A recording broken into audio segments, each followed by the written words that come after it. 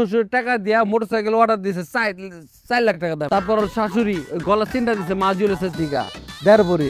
আর ঘরে আছে 1,75,000। কে গরিব? গরিব আমরা, ওয়াসেন বড় লোক। তুমি কি ব্যবসা করতে আসছো না ধান খরচ করতে আসছো? এটা ঠিক আছে 5 লাখ টাকা কি কি কি 5 লাখ? এরা 6 লাখ টাকা লিখে একটা 1 বছর কম হবো না।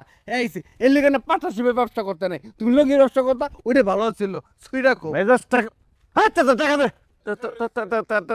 টাকা কইতে দিব না 6 লাখ দিবি और बुरी रे वाला और बुरी करो। আরে সময় নিচ্ছে তোদের টাকা দে নাহলে কলা কাটিস টাকা কিন্তু টাকা ক্যাশ দাও আছে সব বাইর কর ঘর চেঞ্জ দে ঘড়ি দে মোবাইল দে সব দে তাহলে দে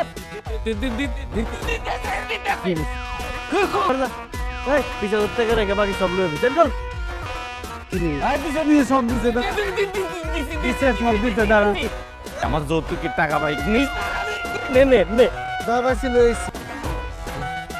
আজও নিয়ে করছে এই দায়িত্ব নেই। আমরা একটু ব্যস্ত ছিলাম জেলখানায়। বাবে আসি আমরা আজকে যে চা খেলাম মা খালা গো শাড়ি, বাপ খালু লঙ্গি মা খালা গো শাড়ি, মা খালা গো আছে এ বাপ খালো যাইছে। আসেন মা